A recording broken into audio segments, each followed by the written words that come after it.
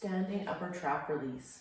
So it's easier to do it on bare skin, but if you do use a shirt, it's nice to have the ball, okay, which is usually smooth in the sack, because then it gives a little bit more grip, and then you can kind of, it's almost like you're moving the skin around, not necessarily rolling the ball around. If you're trying to find a spot, it's more like you're moving the fascia and the skin, and that's going to give you a little bit more of that release on those adhesions.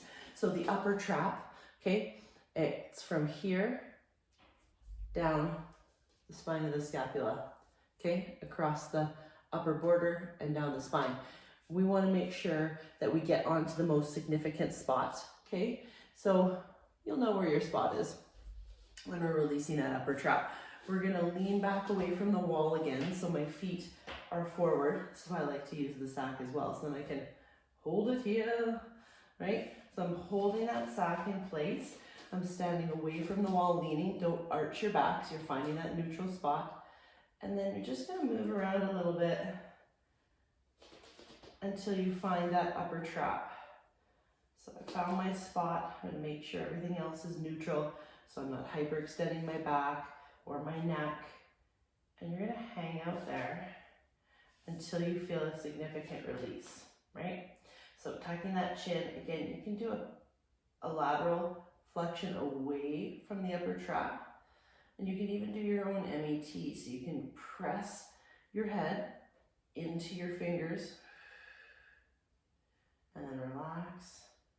And again, we're hanging out here for 2 minutes or until you feel that significant number, that number drop significantly from when you started.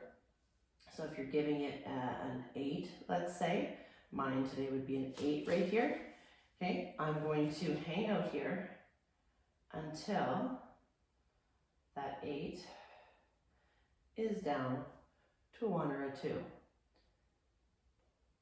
If you feel like there's not much change in 2 minutes, just give yourself a little bit of grace, hop off the ball and come back to it later that day.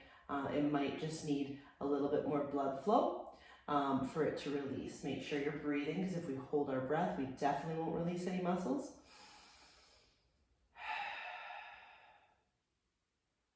And just moving around, don't be dead set on the one place.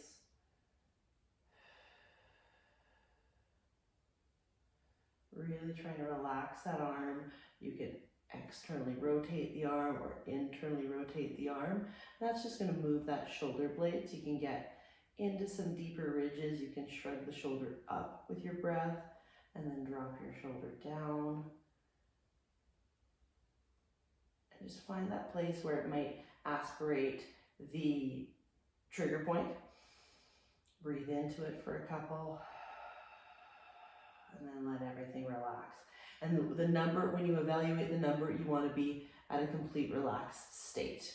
The upper body with our releases somewhat gets a little bit more complicated because we have a lot of muscles kind of originating and inserting in the same area. So we're just a little bit more cautious of what our muscles are doing and that we're giving it that space to relax, and we're making sure that we're breathing and we're not holding our breath and facilitating our diaphragm.